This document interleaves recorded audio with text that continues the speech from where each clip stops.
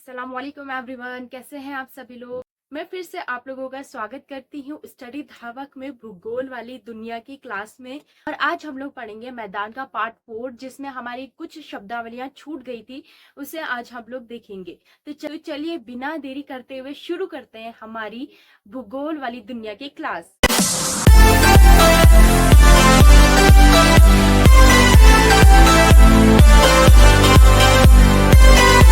तो दोस्तों, मैंने यहाँ पर लिख दिए हैं आप लोगों के लिए कुछ शब्दावली। सबसे पहले हम इनको समझते हैं। सबसे पहले देखते हैं खोल क्या होता है। खोल होता है बांगर और खादर को अलग करने वाली जमीन, या बांगर और खादर को अलग करने वाली जो रेखा होती है उसे हम खोल कहते हैं। आपने देखा होगा कि बांगर और खादर में कुछ अंतर है, ये मैं आपको पढ़ा चुकी हूँ ऑलरेडी। अगर आपको नहीं पता है तो पहले आप वो वीडियोस देखिए, वरना बांगर खादर क्या होता है आपको यही समझ नहीं आएगा तो आगे का कैसे समझेंगे, है ना। तो सबसे पहले मैंने बांगर खादर में अंतर बता दिया था। बांगर पुराना जलोढ़ होता है, खादर नया जलोढ़ होता है। इन दोनों जलोढ़ को कुछ ना कुछ तो अलग करता होगा, तभी तो हम लोग आइडेंटिफाई कर पा रहे हैं कि कौन सा बांगर है कौन सा खादर है। तो उस भूमि को कहते हैं हम लोग खोल, यानी कि बांगर प्लस खादर को अलग करने वाली जमीन।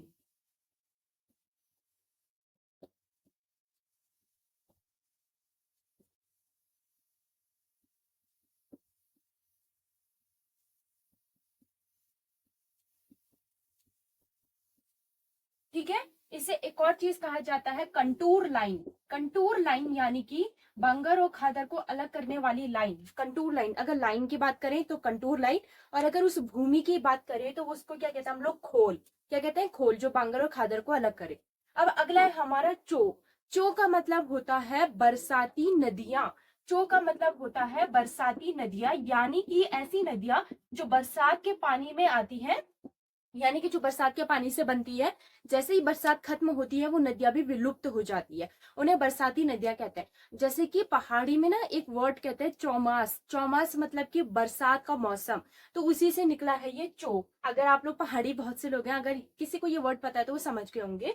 ये चो मतलब होता है बरसाती नदियां, ठीक है, जो बरसात में निकलती है।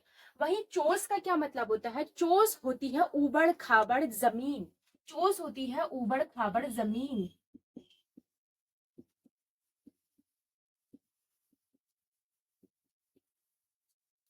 ठीक है, चोस क्या है आपकी उबड़ खाबड़ जमीन।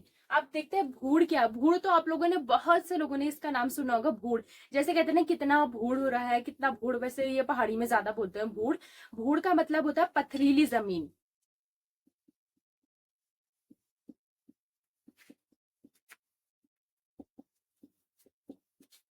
ठीक है, भूड़ क्या है, एक पथरीली जमीन, जिसे दूसरे भाषा में बांगर वाला क्षेत्र भी कहते हैं। जो बांगर वाला क्षेत्र है ना, मैंने बताया था अभी थोड़ा पथरीला हो चुका है, तो इसको भूड़ कहते हैं। भूड़ क्या है, एक पथरीली जमीन है, बांगर वाला क्षेत्र है भूड़। ठीक है, आपको ये वाले वर्ड समझ में आ गया। खोल है बांगर और खादर को अलग करने वाली जमीन, या फिर कंटोर लाइन जो दोनों को अलग करती है। फिर है चो। चो होती है बरसाती नदियां जो बरसात के बाद विलुप्त हो जाती है। चोस, चोस होती है उबड़ खाबड़ जमीन, और भूड़ होता है पथरीली जमीन, यानी कि बांगर वाला क्षेत्र। चलिए अब इसके आगे नेक्स्ट वाली शब्दावली देखते हैं। तो आगे हैं अब हमारे अगले शब्द। सबसे पहले देखते हैं धांड। धांड क्या होता है। धांड भी चो की ही तरह है, यानी कि इनको कहते हैं हम लोग मौसमी झीलें। इनको कहा जाता है मौसमी झीलें, यानी कि बरसाती झीलें भी कह सकते हैं आप, या मौसमी झीलें कह सकते हैं। मतलब ये उस टाइम पर बनेंगी जिस वक्त पानी होगा, यानी कि जिस वक्त बरसात होगी उस टाइम में बनती है। इस नाम को कहा जाता है राजस्थान में। राजस्थान में ये नाम ज्यादा लिया जाता है क्योंकि वहीं ऐसी मौसमी झीलें बनती है। में जब बारिश होती है तो कुछ गड्ढों में पानी बनता, पानी भरता है, और उसके बाद वहां झीलें बन जाती है। जैसे ही बरसात खत्म होती है वो सारी झीलें जो है सूख जाती है। ठीक है, तो ये कहाँ बनती है, राजस्थान में। कहाँ के लिए है ये, राजस्थान। वहीं धोरो का मतलब होता है मौसमी नदियां, जैसे कि चो। चो भी बरसाती नदियां है ना, उसी तरह से ये धोरो भी मौसमी नदियां है। बट ये नाम यूज किया जाता है राजस्थान के लिए। राजस्थान के लिए हम किस वर्ड का यूज करेंगे, धोरो का। ठीक है, ये कहाँ के लिए है, राजस्थान। राजस्थान में बहुत सी ऐसी नदियां होती है ना जिसमें पानी किस वक्त आएगा, सिर्फ जब बारिश होगी। ठीक है, धोरो और चोस दोनों ही सेम है। धोरो कहा जाता है राजस्थान में, और चो उत्तर भारत के अन्य इलाकों में कहा जाता है नाम। ठीक है, तो धांड और धोरो समझ आ गया। अब देखते हैं हम लोग रेह या कल्लर क्या होता है। रेह या कल्लर आप लोगों ने बहुत से बच्चों ने इसका नाम सुना होगा। रेह या कल्लर क्या होता है, देखो अब तक मैंने आपको समझाया था कि बांगर वाला क्षेत्र में आखिर हम वर्तमान में कृषि क्यों नहीं कर पाते। मैंने बताया था कि बांगर वाला क्षेत्र जो है वो हरित क्रांति का क्षेत्र था, और जिस टाइम में हरित क्रांति हुई थी उस टाइम बहुत ज्यादा मात्रा में रासायनिक उर्वरकों का यूज किया गया था, जिसके वजह से जो वो जमीन है ना, जमीन की फर्टिलिटी कम होने लगी। कैसे कम होने लगी, जितना ज्यादा उसमें उर्वरक डाला गया, रसायन डाला गया, तो उस उर्वरक की वजह से जो जमीन के नीचे जो पानी जमा था उसमें जो नमक था वो क्या है धीरे धीरे ऊपर आने लगा। ठीक है, उर्वरक तो नीचे जाके जम गया और उस पानी का जो नमक था वो ऊपर आने लगा, और ऊपर में जो है ना जमीन के ऊपर एक सफेद परत जमा दी। उसी को हम लोग कहते हैं रेह या कल्लर, यानी कि अधिक उर्वरक के यूज से जमीन के ऊपर जो सफेद परत का जम जाना रेह या कल्लर होता है। इसको बोलते हैं कार्यकीय शुष्क मृदा। कार्यकीय शुष्क मृदा का मतलब होता है वो काम लायक तो है, यानी कि अगर उसमें अच्छी खासी फर्टिलिटी हो तो हम फसल उगा सकते हैं, वो काम वाली फसल, काम वाली जमीन है, लेकिन अभी वो शुष्क हो चुकी है। किस वजह से, उर्वरक की वजह से। इसे कहते हैं कार्यकीय शुष्क मृदा, काम की है लेकिन अभी वो शुष्क पड़ी हुई है। ठीक है, तो रेह या कल्लर का मतलब होता है जमीन के ऊपर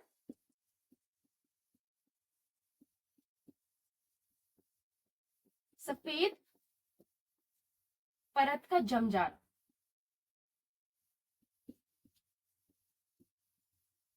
ये सफेद परत किस चीज की होती है, NaCl। ठीक है, ये सफेद परत किसकी होती है, NaCl की होती है। इसको हटाने के लिए आप लोग जिंक डाल सकते हैं खेतों में, इससे कम हो जाता है। तो ये सबसे ज्यादा कहाँ होती है, बांगर वाले क्षेत्र में। बांगर वाले क्षेत्र बोले तो पंजाब और हरियाणा और राजस्थान के इलाके, तो ये ज्यादातर उस इलाके में मिलती है। ठीक है, अब आप लोगों को ये भी याद आ गए, तो अब आप लोग इसको भी स्क्रीनशॉट ले लीजिए, और साथ ही में अगर नोट्स बना रहे हैं तो वेल एंड गुड, नहीं तो आप लोग स्क्रीनशॉट ले लीजिए। वैसे तो अच्छा ये है कि आप लोग नोट्स बनाते हुए चलें।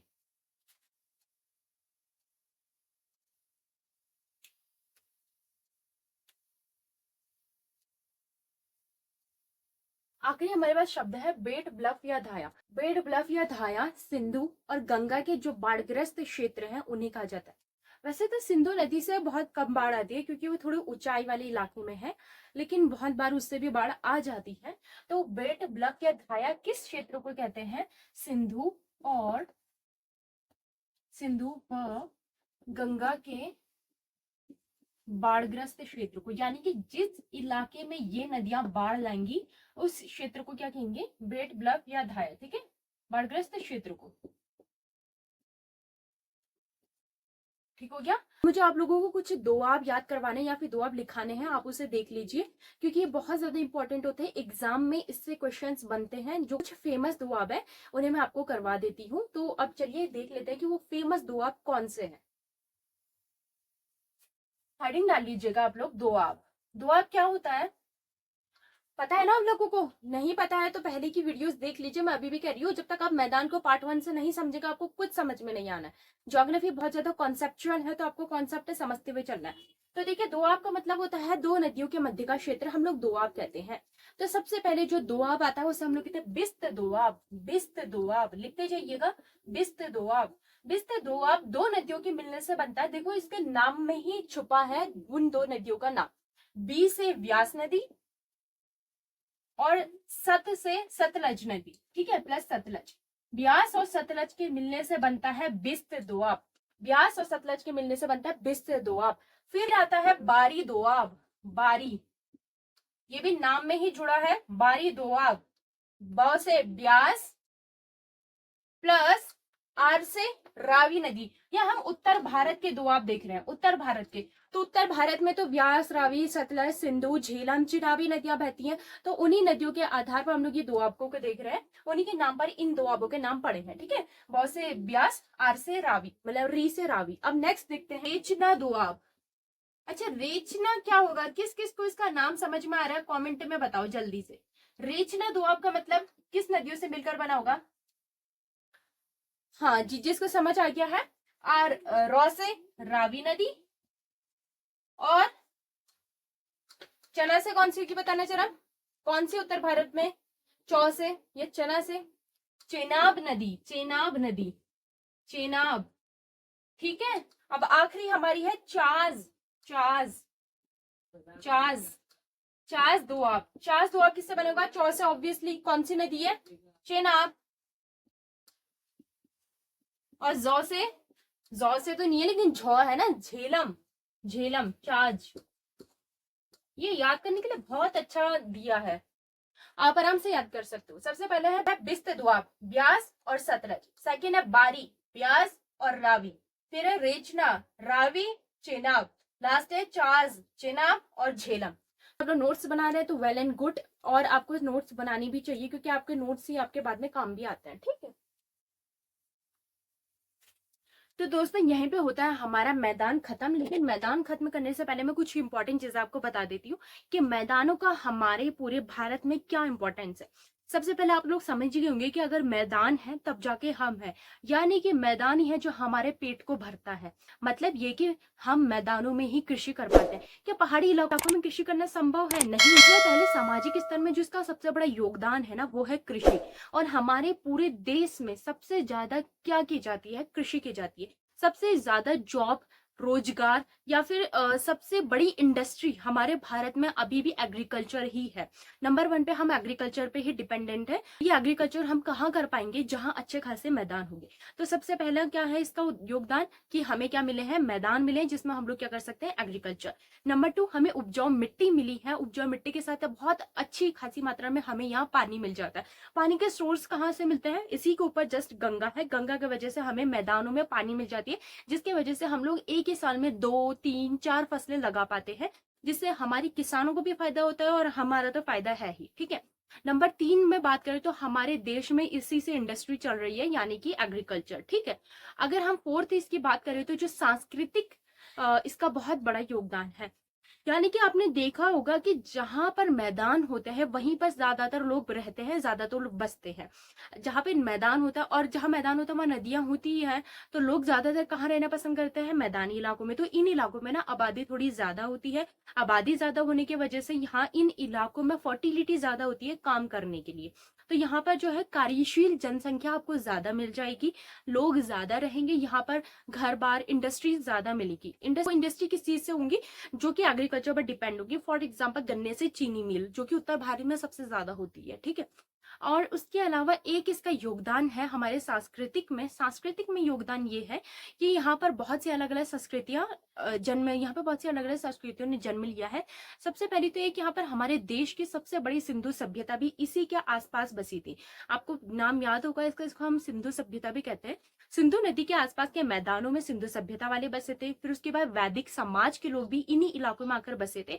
उत्तर प्रदेश के कुछ इलाकों में उत्तर वैदिक वाले भी आ गए थे और यहाँ पर इन लोगों ने कृषि करनी शुरू करी थी। उसके अलावा अगर आप देखिए उसके बाद भी, अगर आप मिडेवल एरा देखें या फिर एंशिएंट एरा देखें, तो सबसे ज्यादा संस्कृतियां इन्हीं इलाकों में फली फूली हैं, ठीक है। तो ये हमें बहुत ज्यादा हेल्प करते हैं हर एक काम में। और दूसरी बात ये कि मैंने आपको बताया था ये इलाका ना बहुत ज्यादा फ्लैट होता है, मैंने बताया था ना फ्लैट होता है। तो यहाँ पे सड़कें भी बहुत ज्यादा मात्रा में बनी है, जैसे जो सड़क परिवहन है और रेल परिवहन है वो बहुत अच्छा खासा हमारे देश में चल रहा है। Even British east India company ने भी ना रेल की पटरियां वगैरह इन इलाकों में ज्यादा बिछाई थी, क्योंकि ये इलाका बहुत ज्यादा उपयुक्त है परिवहन के लिए, ठीक है। और परिवहन से कितना फायदा होता है आप तो जानते ही, आप लोग भी इधर उधर जाते हैं, हमारे लिए दूरियां कम हो जाती है, हम लोग टाइम पे एक जगह से दूसरी जगह जा पाते हैं, लोगों के लिए लाइफ आसान हो जाती है, ठीक है। तो ये कुछ फायदे हैं मैदानों के हमारे लिए, जो जिसका आज हम लोग लाभ उठा रहे हैं। तो मैंने आपको मैदान पूरी तरीके से पढ़ा लिए हैं, मैदान कैसे बने हैं इसके इंपॉर्टेंट शब्दावली करा दी है। अब हम लोग नेक्स्ट देखेंगे कोई अगला टॉपिक, या फिर ज्योग्राफी का ही नेक्स्ट कॉन्सेप्ट देखेंगे, पठारी क्षेत्र। तो अगले टॉपिक के लिए रहिए आप लोग तैयार। अगर आपको क्लासेस पसंद आ रही है तो प्लीज लाइक एंड शेयर कर देना और सब्सक्राइब करना भी मत भूलिएगा। तो मिलते हैं कल के लिए, बाय बाय।